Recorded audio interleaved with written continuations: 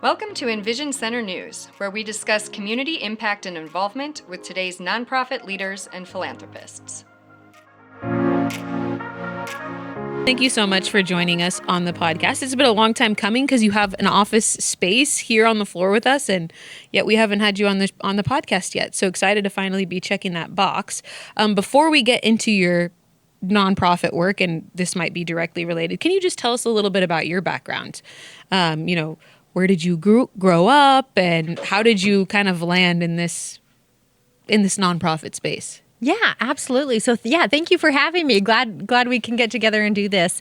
So I grew up here in Sandpoint and went to Boise State for college, lived there for a bit, and then my husband and I moved back here just a few years ago.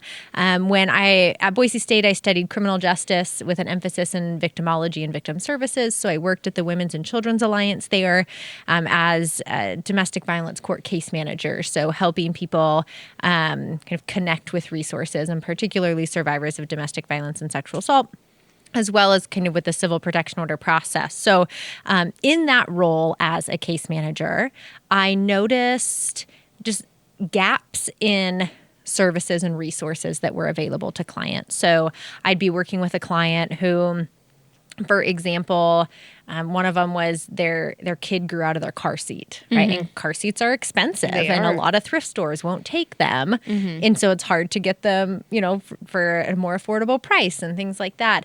And I wasn't aware of any organizations that provided that unless you went through a full program or something like that. So that's one example. A lot of like rent assistance. So for example, if the abuser was arrested and they were the primary breadwinner and now they're in jail and now their rent is due in a week and the victim mm-hmm. doesn't know what to do. Mm-hmm. A lot of the services either required an eviction notice, took like 3 weeks to access, or, wouldn't cover all of it, things like that. So I just noticed these different gaps. And, when you're in that role, you want to help people, and it's hard to be, in that space and not be able to help.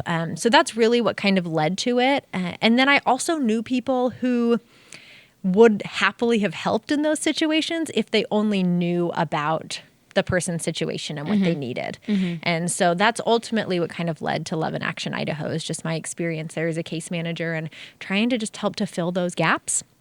And so were you like, I'm going to partner with another organization or expand upon something that another org is already doing, or from the jump where you're like, I need to start something new? It was a slow process where it was the idea kind of came to me, and lots of different ideas, and eventually kind of led to Love in Action. So I, as a believer, I really believe it was a God thing. He just mm-hmm. kept putting it on my heart. It was just something that, I couldn't let go of, mm-hmm. Every time mm-hmm. I, went to church or there was a sermon or something, it just kept pulling me. And how old were you when this started? Boy, I was in my 20s. Because I think you've started this amazing organization pretty young. I feel like you're pretty young to be a founder. Like now you're pretty young, and yes. I know you've been doing it for a while. So that's why I asked the question.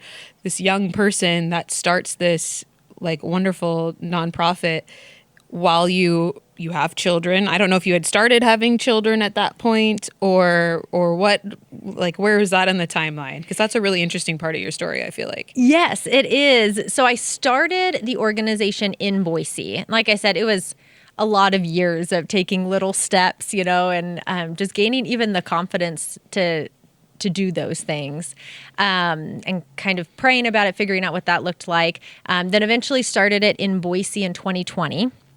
And then, so no kids yet. Okay. And then we moved up here mm-hmm. and have 2 little ones now, pretty quick back to back. 2020 you had none. Yes, and I have 2 now.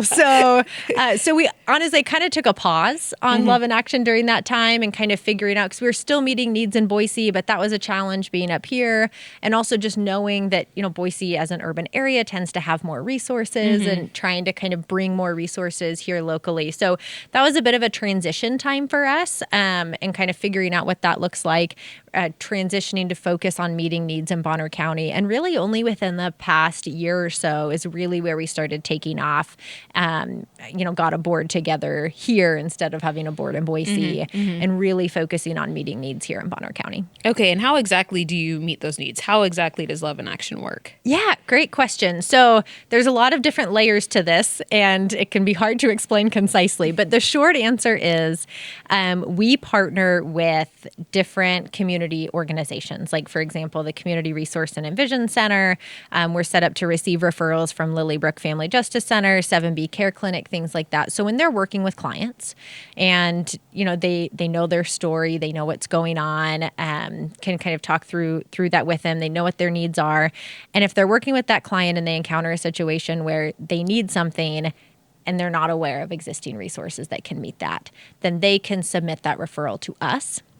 And then what we do is we post that on our website. So similar to how you might have a baby registry or a wedding registry for gifts, it's like that, but with specific needs in the community. And so that's how we meet them, is through either donors going onto our website and meeting those needs, just like you'd purchase a gift from a registry. And then we also have a general fund. So that's really nice when donors are able to just contribute to the general fund as well.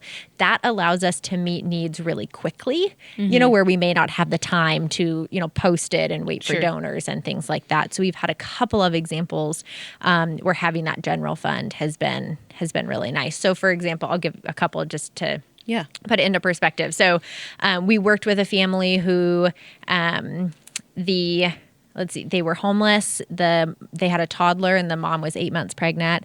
The dad had a seasonal job and so was kind of out of work at the time. And they got a call from low income housing that said that, a unit had opened up. They'd been on the wait list for a while. Well, a lot of those say you need to bring the deposit here today or we're going to move on to someone else. And they would have lost that opportunity. So we were able to go and drop off the check for the deposit that day so that they could, have a home, have a place to live in time for when the baby arrives. We had another case actually just yesterday where, a man who is homeless here in Sandpoint, the shelter here was full and he needed to be able to get to Spokane to be able to have a warm place to sleep at, and have access to food and things like that. So, the Community Resource and EnVision Center was able just to reach out to us, and we were able to get that covered that day. So that's where kind of the general fund comes in, and it's nice to be able to meet those immediate needs. So are you just tethered to your phone, or for these last minute things, how do you jump on them so fast?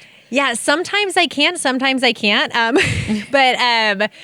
Really what it is, I work remotely, and so that's really nice. You have another job that you do. I do, yeah. So I work full time and then have 2 kids and then do this as well. All the phone calls for Love in Action actually just come to my cell phone. And so, when I know that it's, at Angel or Katie or someone here, then I answer. You know the numbers to answer. Yes. Yep. And then I'll say, hey, what do you need? Or sometimes they'll email me and say, hey, we just submitted this. It's urgent, and then that lets me know that it's something that needs to get to, more readily. And what you gave a couple example, or you gave the car seat example and assisting with rent or deposits. It actually is quite, if you go on the Love in Action website, it's pretty, there's a lot of kind of random things that you wouldn't necessarily expect that are very accessible for someone who maybe never thought of themselves as a quote unquote donor, right? Yes. You think, if people who are donors to things donate thousands of dollars, but that's not everything that's listed on your website. Can you give a few examples of kind of the wide range of needs and items that you might post? Yeah, absolutely. And so, that's a really great point. Honestly, most of our donations that we get are $50 or less. And so we kind of put it in those increments so that people can just kind of give a little bit. And then we just have multiple, people giving, $25, $50, $100, something like that. And we can put that all together to meet the need. So some of the needs that we get, for example, we have one right now, which is a gas card. It's actually someone who needed help with rent and then called and said, he's like, I got the rent covered. I don't have any money for gas. anymore, but like that'll come. Like I got my rent covered. He was so proud that he got his rent covered. Yeah. And so then we were like, well, maybe we can help out with the gas, right? So that like you can get your kid to school and you can get to work and things like that, right? So that's like a little gas card that'll help them out. Yeah. And then same thing, they actually have a kid whose birthday is coming up and they don't have any money for that, right? So we're going to try to get a couple gifts for the kiddos for that. And then we have, more expensive ones where it's, rent assistance. And sometimes that's low income housing. So it's like maybe $300 or something like that. Or it can be a lot more than that. And that's where the different organizations oftentimes will kind of come together to help with those bigger ones. We do car repairs as well. That's another one where there's really a gap for that I think people don't think about, but that's a big deal, right? If you don't, if you're living paycheck to paycheck, or maybe you have some money in savings, but even just getting new tires on a car is like $1,000, right? So we helped a client with that where she had just had a newborn baby. And after the delivery, she went into heart failure. And so she was having to go to all these doctor's appointments and things like that. And the tires on their car were like bare. And it was the middle of winter. And so we were able to get snow tires for her car. And she emailed us. She was just so grateful, like just the feeling of traction on her car. Like it was just weighing on her so much, just not That when you little have a new baby. baby in the car. Really unsafe situation, right? So whether it's tires or brakes, that's another one. Yep. Like even just basic maintenance on a car is really expensive. But then if you don't have a car, then it can, lead to bigger issues, right? Then you can't get to work and then you can't pay your rent or, or lose your job or things like that. Or you can't get your kids to school and things like that. And so we really try to help and intervene before these situations get to more serious crises, right? So like helping people before they're evicted, things like that. Yeah. Is there, in order to become a donor, is there any kind of, like, do you have to have a membership at Love in Action, or can anybody just get on there and, say, I see a need for a crib, I'm going to pay for it or whatever? Or is there a little bit of both? Because I imagine you sometimes blast out emails or something to those people that are maybe your regular donors, but then maybe some people don't want to create an account or whatever that looks like. Can you just explain that? Yeah. So anyone can go on the website and click on our registry and then click on any of the needs. If you click on it, it'll give more information about that person's story and kind of what's going on and what's needed. And anyone can do that. We do also on our website, we have a way where people can subscribe to our email list. Sure. There you go. And then that way you'll get notified of needs. So if people don't want to have to check all the time, right. but just want to be notified like, hey, this need came up, and it just goes right to their email inbox, then they can help out that way too. Do you know, I mean, this is kind of a stat off the top of your head, but are most of the people that donate tend to be people that are your regular subscribers who are already plugged in, or is it usually people who are just landing on the website and they're maybe one-off donors, or they hear about something that comes across their social media feed? Does it tend to be repeat donors or new? Definitely repeat donors. Okay. Yeah, so mostly repeat donors who have just heard about us, kind of know what we do, things like that, have seen the benefits of it, right? Where like if a client sends us something, I'll try to send that to the donor and say, hey, this is what the client, had said, like, thank you for helping with this. So mostly repeat donors. And that's really what our board is working on right now, is just trying to help raise awareness about what we do so that people know, what it is we do and how they can help. Because I think there are a lot of people who really want to help. And if they only knew, Right. about the needs, like they would want to help with them. There's just a little bit of a gap there, right, between the people who want to help and the needs. And so we're really trying to help bridge that gap. And provide that opportunity for people to meet those needs. And the benefit, too, of Love in Action is that we're completely, I'll say, volunteer board run. So we don't have staff members or anything like that. So 100% of the donations go directly towards meeting needs. So, for example, if someone was to go on our website and get the gas card, 100% of that money would go towards getting the gas card. Yep. I feel like it's just such a easy, accessible way to help people. So just spreading the word really is the biggest way that people can help y'all. Is just people, like you said, people don't know, they want to help.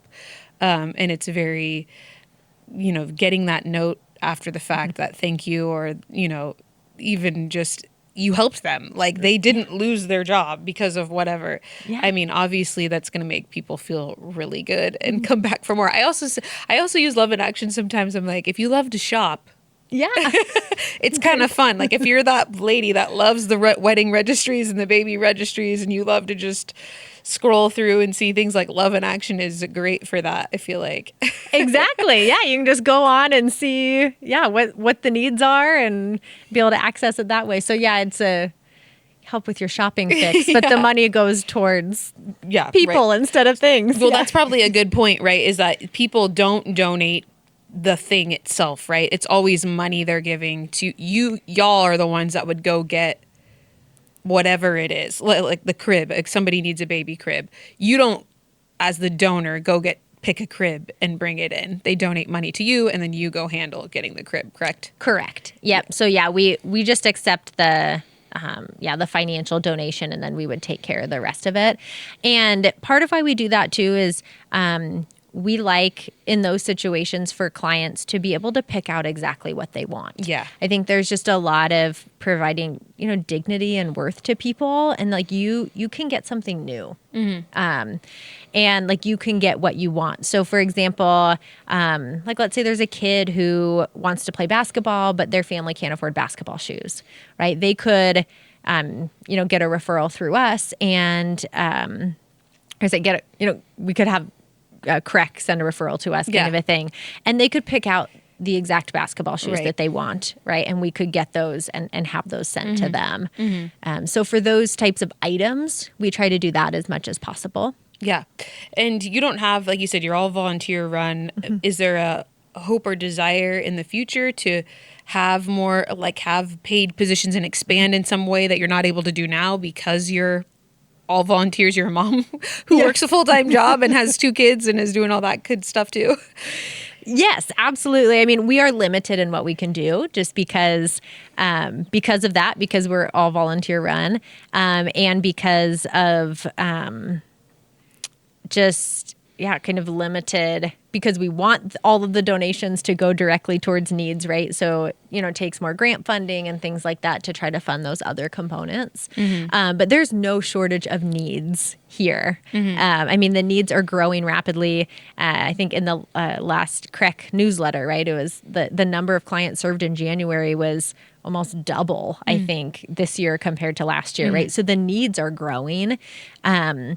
It's just a matter of getting kind of the funding together to be able to grow it and to be able to meet more of those needs. Because the way that we work, we don't have like a savings account. You're like, we don't keep a bunch of money in our account. Really, it's when we get money, we use it for those needs. It's and then we just trust God to provide when more comes. So we get really close to like almost nothing in our account, and then we just pray that God will provide someone who will help us to fill that, right? So we're not like storing all of this money just in case. It's we kind of use that. It's in and out. Yep, in and out each time, to meet the needs that are right there in front of us. If you had some angel donor or somebody who came along and was like, I'm gonna provide enough so that you could expand into some, maybe it's just one paid position or 2, or like how if like the sky was the limit, you're quitting your other job, maybe you would never want to do that, but you're quitting your other job and you are love and action focused totally. What are some of the things that you would want to do if you had that angel donor come and say, what do you need? I'm going to make it happen, whether it's a building or a bus or a whatever. Yeah, no, that would be amazing, just to have like the administrative support for one, of having someone who could really focus on letting people know about us and what we do, and because then that helps us to build our general fund, and then we can then we can meet more needs, and someone who could help us write grants and those things that take a lot of time and energy to do, and run our social media accounts and all of that just takes time and energy, and even just running the amount of needs, right? So like it takes time to receive the referral, get it all, get it posted and documented appropriately, things like that. And then meeting the needs, requires phone calls and coordinating and things like that. So I think just it would help us grow our capacity so much to be able to meet so many more needs than we're able to now.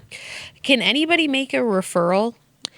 No. So we, and I'm glad that you brought that up. So we don't accept requests directly from clients, if that makes sense. So someone couldn't call us and say, hey, I need this.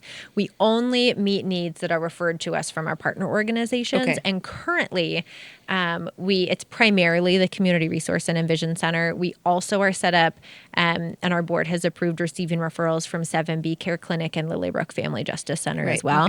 Okay. There are other organizations that want to partner with us and have requested to be able to send us referrals. We just don't have the capacity to be able to do that right now. I mean, we're struggling to meet the needs that we're getting from our current partners. I mean, we're almost wiped out because of the need yesterday. Yeah.